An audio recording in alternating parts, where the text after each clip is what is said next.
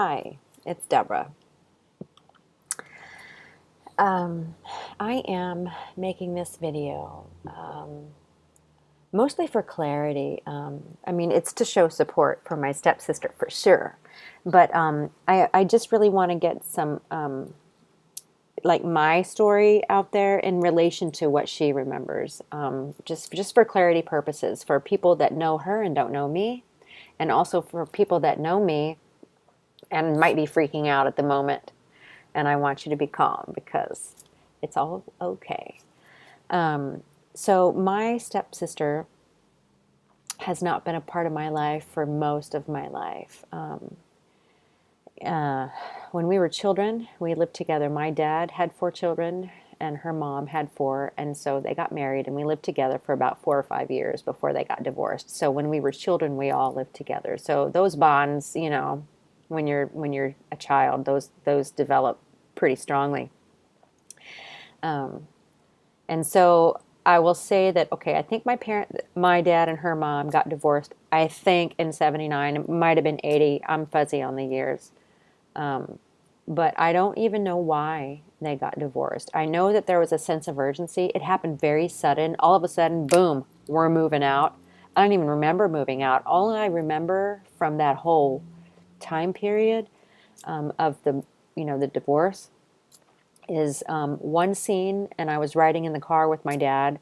I must have been daydreaming because all of a sudden he snapped me out of the daydream and was like yelling at me to pay attention that we had to find a house now to move into. So, like, we were out that day looking for rental houses or whatever because there was a sense of urgency to move out. So that's all I remember about that.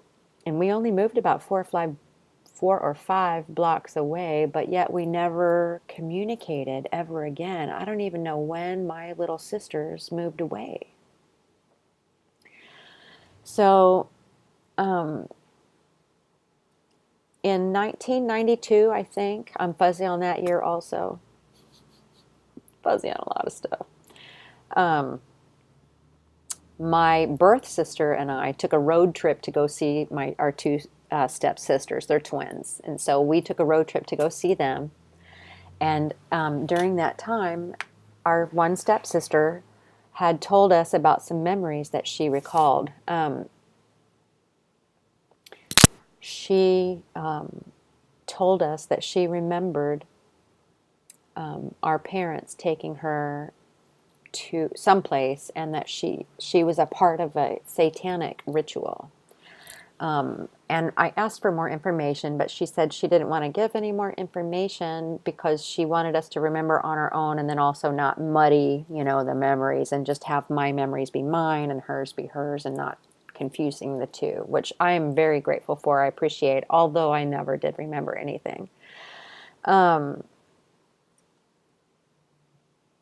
then in about, well, in 2011, the two twins showed up at my dad's place, and then they came, to another city in the same state to see my other sister and I. And the four of us, went out to my dad's property, and we just kind of walked around. And mostly for me, for my part, I was talking with the one sister, and I just shared mostly my memories of my sexual abuse history, as well as my own, just growing up with dad, kind of the abuse. Dad was abusive in mental and emotional ways, physical mostly with my brother, not with me, but never sexual abuse.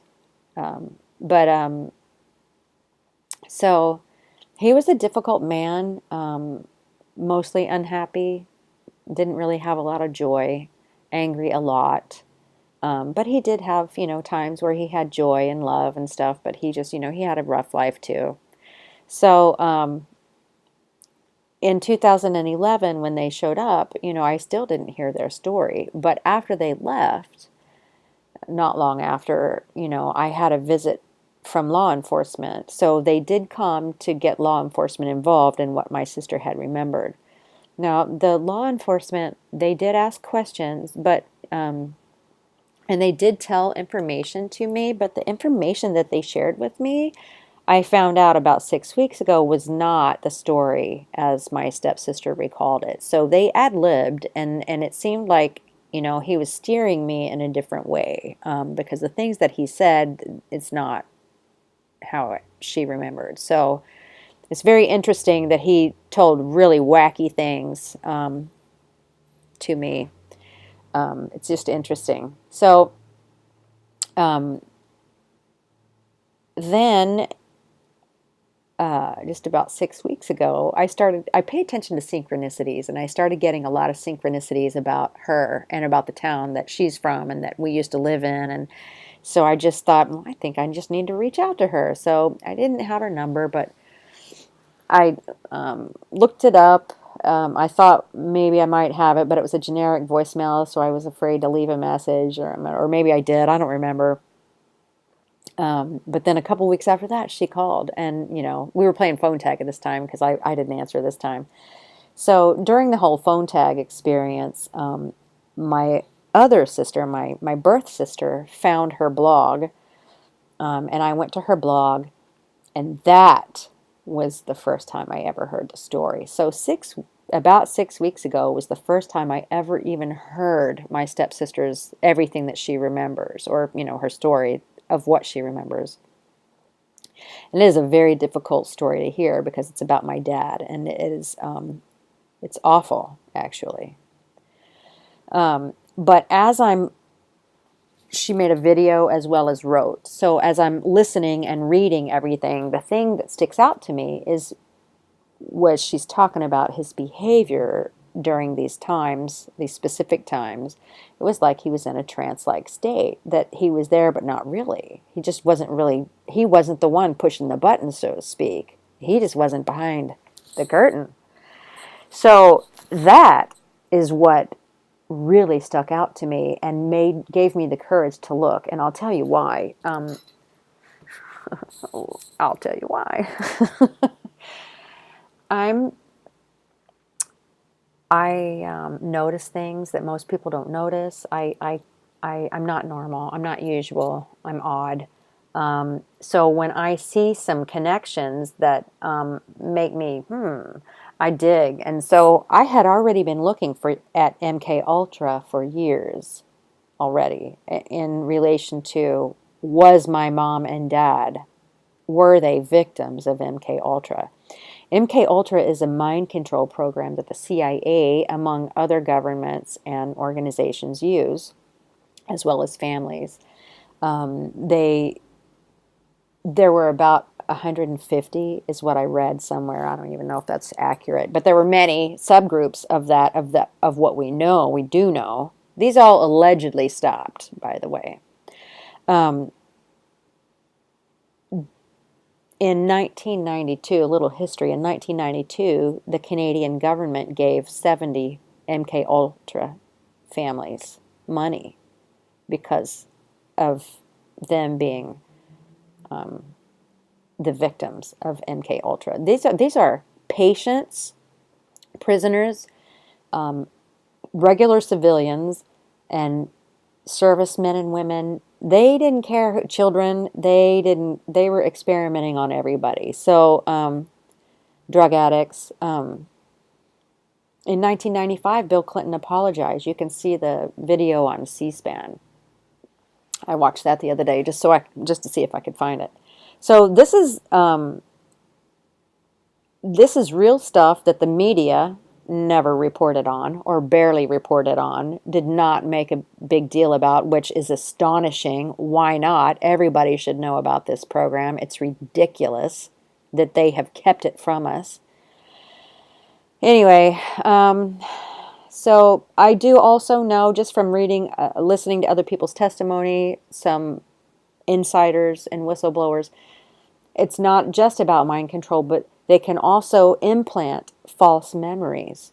So this is why, my stepsister wants to get to the bottom of it, as well as I do. Now, she had never heard of MK Ultra, but I felt a sense of relief when I told her. And I'll tell you, it's because she said, Deborah, I always felt love coming from your dad, not even her mom, but from my dad. So that's interesting too. It just made her feel better. It just made us both feel better when we got together and we started, we just got together and talked. I can't tell you how grateful I am for her. She is amazing. She had so much openness and love and respect that she gave to me and that I gave to her. Like we both gave each other the perfect amount of respect and love so that we both could look at this with open eyes and open hearts. And I have to tell you, I am so, so glad. I went to go see her a few weeks ago. I took some evidence, some things that might be evidence. I don't know. It's an inheritance that I got from my dad. And the sheriff met us, at her place, and the objects are going to the lab, and we'll see. I mean, if it's helpful or not. I mean, in any rate, I'm just glad that I can be available to help support her, but also just to be a part of her life because she is amazing. She's wonderful. She's joyful and joyous. She laughs. She's got a lot of love. She's got a really big heart, and she's just happy. She just feels good to be around. I mean, she's just one of those people. So I'm just so glad that I'm back in her life again, and I'm so thankful. And I just want my family to know that I love my dad, and I just want to get to the truth and to the bottom of it. That's all. Okay. Bye.